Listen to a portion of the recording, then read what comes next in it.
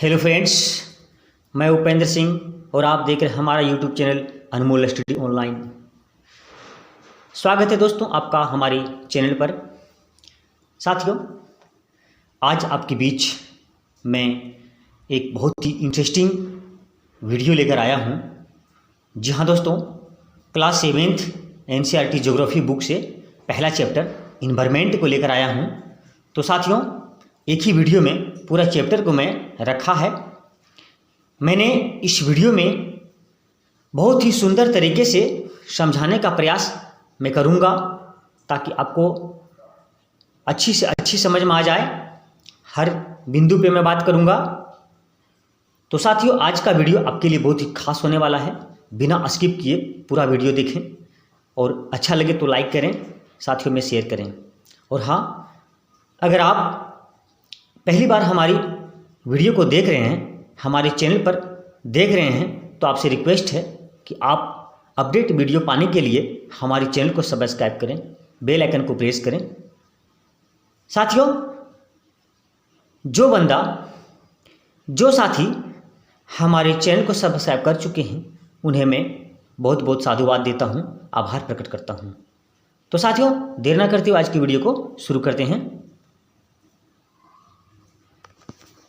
साथियों, आज आपके बीच हम शुरू करने जा रहे हैं इन्वायरमेंट यानी कि पर्यावरण चैप्टर को। आज हम पर्यावरण को जानते हैं कि आखिर पर्यावरण है क्या। पर्यावरण, यहाँ पे आप देख पा रहे हैं मोटे मोटे अक्षर से लिखा हुआ है पर्यावरण। दोस्तों, किसी भी जीवित प्राणी के चारों ओर पाई जाने वाली वस्तुएं, स्थान, प्रकृति आदि जो प्राणियों के दैनिक जीवन को किसी न किसी रूप में प्रभावित करते हैं, पर्यावरण कहलाता है। जी हाँ दोस्तों, किसी भी जीवित प्राणी के चारों ओर पाई जाने वाली वस्तुएं, स्थान, प्रकृति आदि जो भी प्राणियों के दैनिक जीवन को किसी न किसी रूप में प्रभावित करते हैं, क्या कहलाता है? वो पर्यावरण कहलाता है। क्या कहलाता है दोस्तों? पर्यावरण कहलाता है। ठीक है साथियों, पर्यावरण को हम तोड़ के देखते हैं इसका अर्थ क्या निकलता है। पर्यावरण को जब हम तोड़ते हैं तो परि जोड़ आवरण बनता है। परि का अर्थ होता है चारों ओर और आवरण का अर्थ होता है घेरा। ठीक है, परि का अर्थ होता है चारों ओर, आवरण का अर्थ होता है घेरा। तो चारों ओर जो घेरा हुआ है, तो पर्यावरण जो वही हमें चारों ओर से घेरा हुआ है ना। जैसे कि हवा, मृदा का अर्थ मिट्टी होता है, पेड़ पौधे, जीव जंतु, ये सभी क्या है? पर्यावरण के अंग हैं। ये सभी क्या हैं? पर्यावरण के अंग हैं। तो साथियों, पर्यावरण समझ में आ गया होगा आप लोग को पर्यावरण क्या है। साथियों, आगे देखते हैं पर्यावरण के घटक। पर्यावरण के घटक, साथियों, पर्यावरण के जो घटक है वो पहला है प्राकृतिक पर्यावरण। पहला क्या है? प्राकृतिक पर्यावरण। प्राकृतिक पर्यावरण में दो चीज आते हैं, जैव तत्व एवं अजैव तत्व। दो चीज कौन कौन आते हैं साथियों? पहला आता है जैव तत्व, दूसरा अजैव तत्व।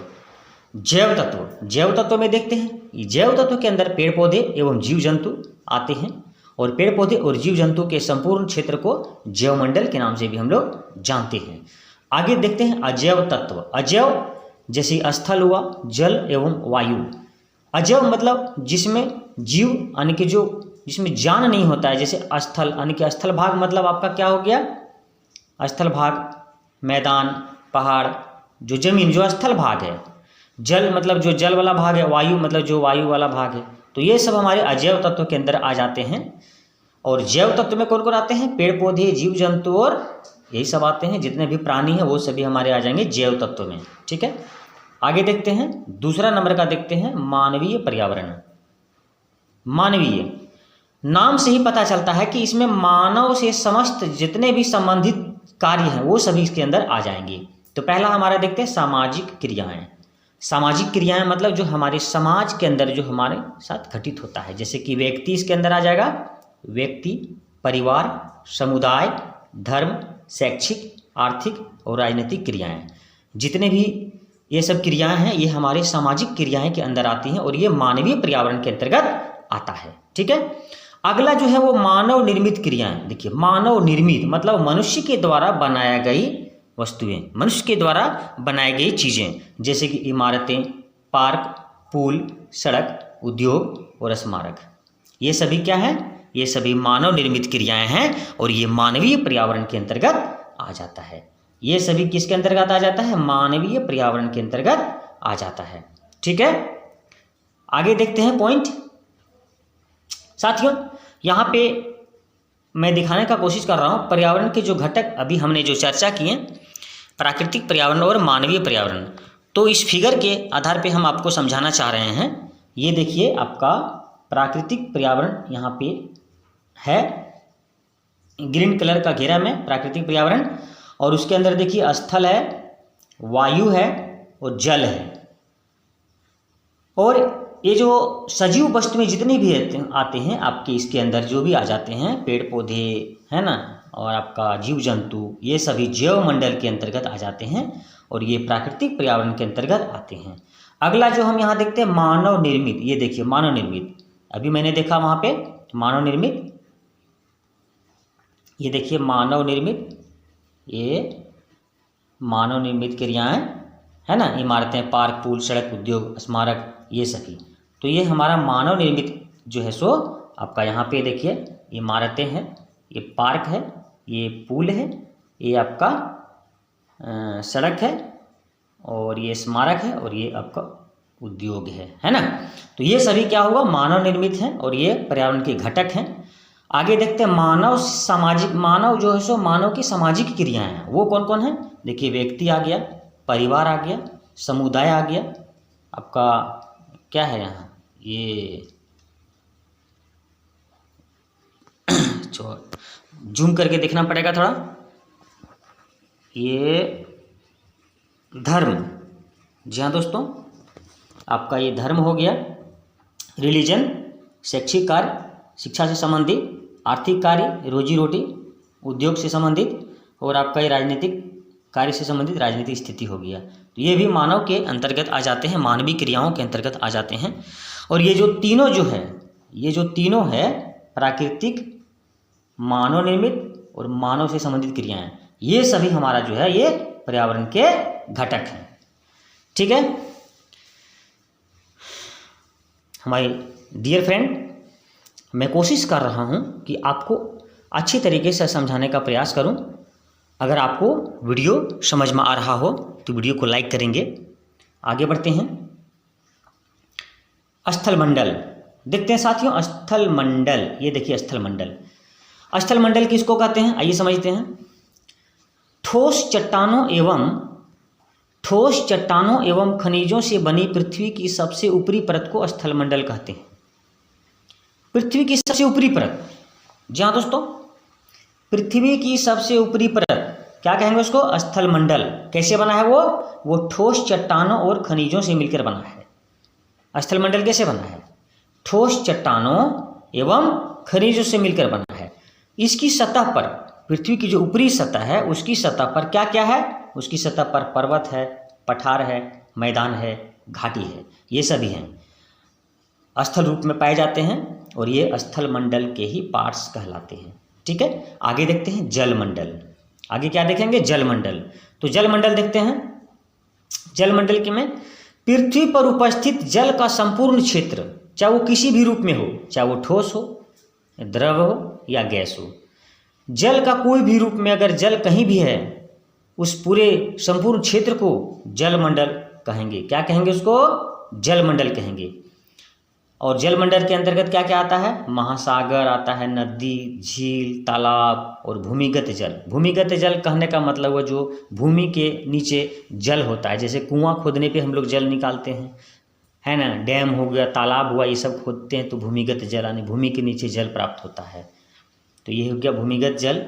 जैसे मोटर पाइप से हम लोग निकालते हैं भूमिगत जल, चापानल के द्वारा, बोरिंग, ये सब है ना, तो भूमिगत जल हो गया। तो ये सब क्या है? ये सब हमारा जल मंडल के अंतर्गत आ जाएंगे। ठीक है, आगे समझते हैं वायुमंडल। ये हमारा वायुमंडल।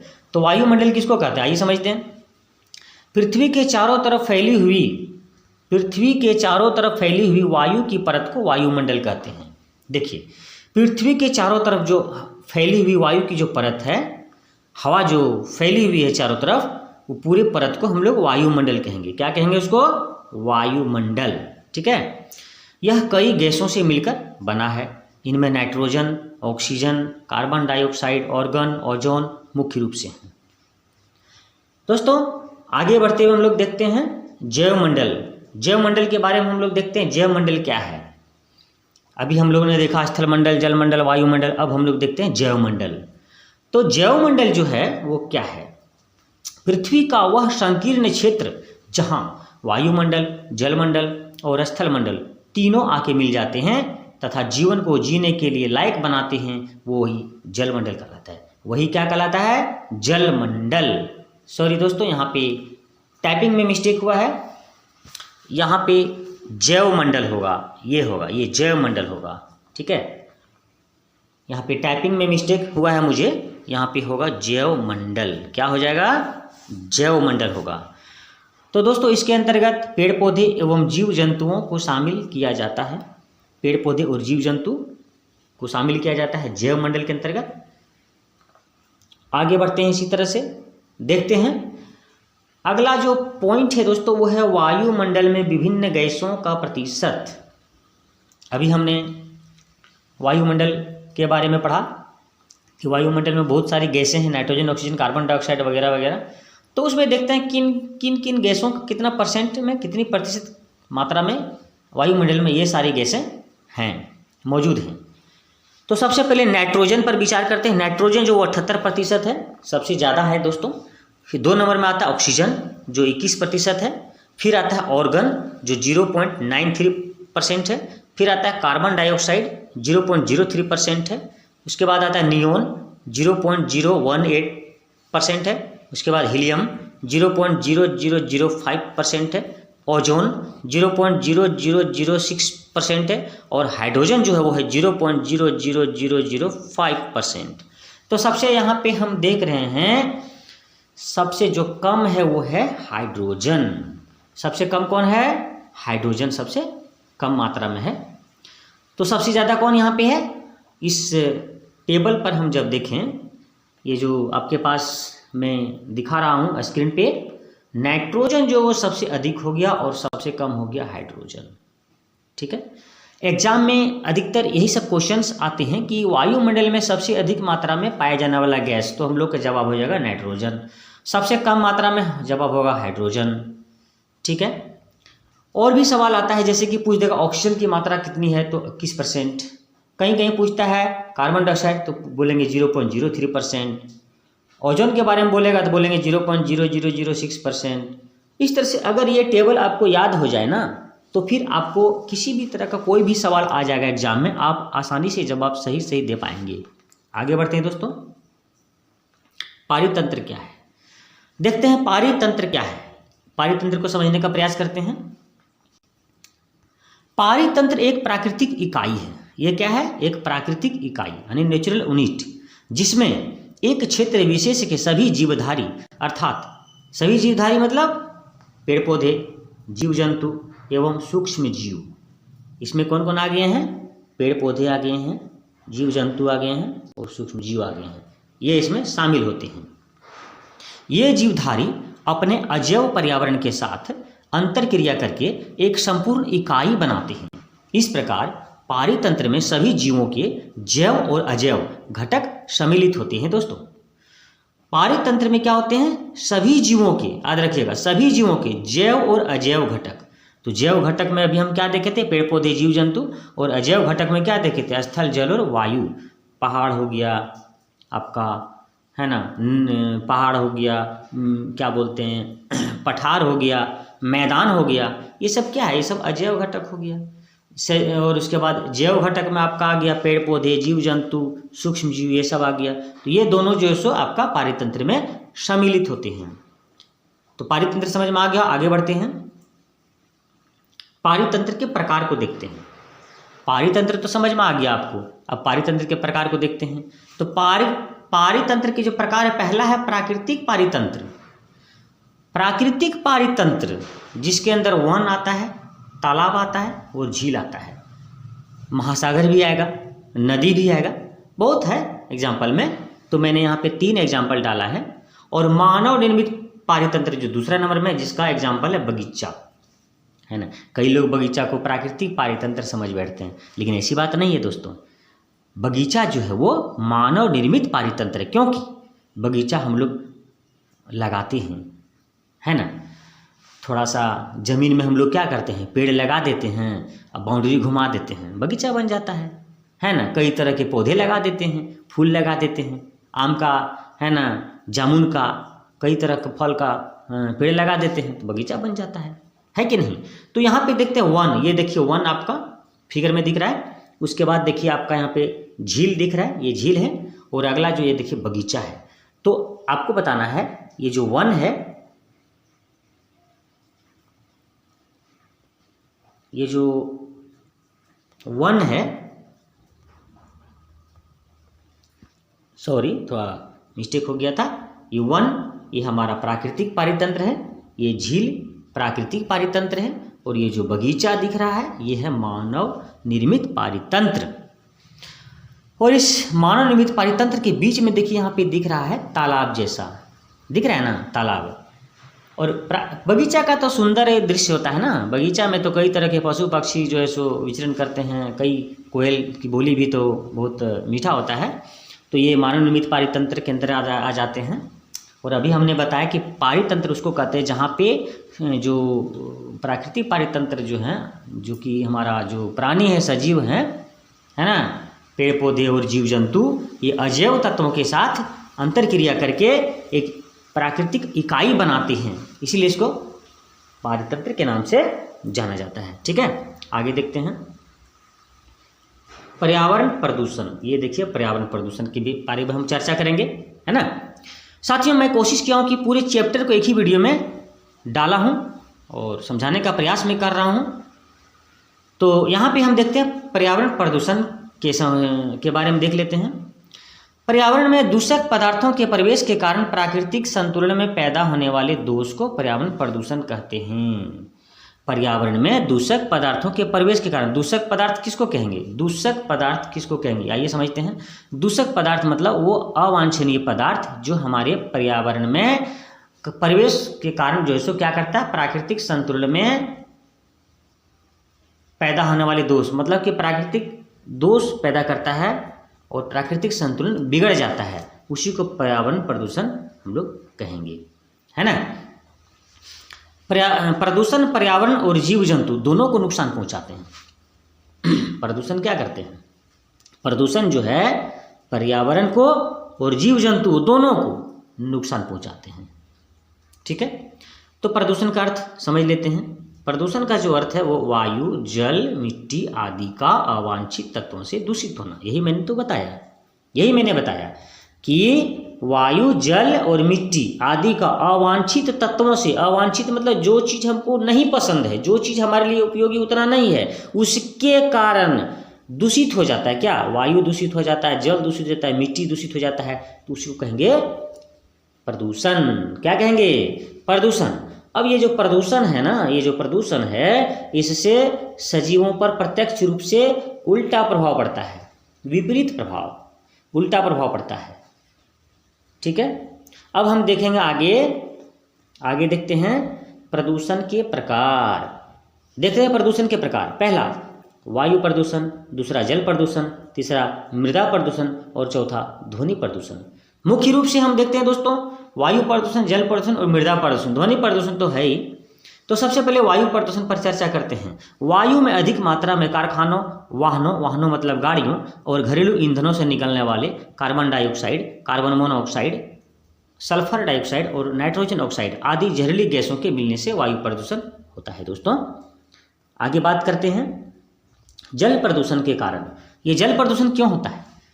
विभिन्न कल कारखानों, उद्योगों के द्वारा जहरीले रसायनों का स्राव होने से जल प्रदूषण हो जाता है। ठीक है, कल कारखानों और उद्योगों के द्वारा जहरीले रसायनों का जो स्राव होता है उसी से जल प्रदूषण होता है। दूसरा है दूसरा जो है दोस्तों, कृषि में कीटनाशकों का प्रयोग, कृषि में कीटनाशकों का प्रयोग से जल प्रदूषण होता है। तीसरा है पालतू पशुओं को जलाशयों में धोना। देखिए पालतू पशु, कुछ लोग क्या करते हैं ना, पालतू पशु जैसे कि भैंस हुआ, है ना, काड़ा जिसको बोलते हैं भैंसा, वो हुआ, ठीक है, इन लोगों को क्या करते हैं, गाय हुआ, इन लोगों को जो जलाशय तालाब हुआ या तो नदी हुआ, इसमें जाकर के लोग धो देते हैं। गोबर वगैरह और गंदगी और कीचड़ वगैरह होता है, तो धोने के बाद क्या होता है, वहाँ का जल प्रदूषित हो जाता है ना। तो पालतू पशुओं से भी, है ना, जल प्रदूषण होता है जलाशय में धोने से। अगला है मिट्टी और कचरे का कुप्रबंधन। देखिए मिट्टी और कचरे का कुप्रबंधन ये क्या होता है बताते हैं। मिट्टी, जैसे कि बारिश होती है ना, तो मिट्टी बह के कहाँ गया, नदी में चला गया, तो पानी प्रदूषित हो गया। कचरा, कीचड़ वगैरह जो भी कचरा है, प्लास्टिक वगैरह जो भी कचरा समझते होंगे, है ना, कूड़ा कचरा, वो भी बह के कहाँ जाता है, नदी में चला जाता है ना, कोई जलाशय, अन्य कोई जलाशय में चला जाता है, उससे वहाँ का जल जो है सो दूषित हो जाता है। ठीक है, तो जल प्रदूषण के कारण को हम लोग समझ लिए, पहला समझ लिए, पहला समझ लिए, दूसरा समझ लिए, तीसरा समझ लिए, चौथा भी समझ लिए, है ना। आगे बढ़ते हैं। आगे जो है मृदा प्रदूषण का कारण। देखिए मृदा प्रदूषण का क्या कारण है। मृदा मतलब मिट्टी भी प्रदूषित होती है, इसको भूमि प्रदूषण के नाम से भी हम जानते हैं। तो एक होता क्या है, अधिक मात्रा में कीटनाशकों और रासायनिक उर्वरकों के प्रयोग से मृदा प्रदूषण होता है। ठीक है, अधिक मात्रा में कीटनाशकों, जैसे कि जब हम लोग फसल उगाते हैं, किसान लोग देखे होंगे, किसान लोग जब फसल उगाते हैं खेतों में, तो उसमें कीड़े लग जाते हैं, कीट लग जाते हैं, तो उनको मारने के लिए कीटनाशक दवाइयों का प्रयोग वो लोग करते हैं, और रासायनिक उर्वरकों का प्रयोग तब करते हैं जब फसलों का उत्पादन में कमी आ जाती है, यानी कि फसलों के उत्पादन में वृद्धि के लिए रासायनिक उर्वरकों का प्रयोग करते हैं, और जब अधिक मात्रा में कर देते हैं उससे क्या होता है, मृदा प्रदूषित हो जाता है ना, भूमि प्रदूषण हो जाता है। आगे देखते हैं, एक पॉइंट यहाँ पे मैं नहीं लिखा हूँ लेकिन मैं बता देता हूँ, ध्वनि प्रदूषण के बारे में, है ना, ध्वनि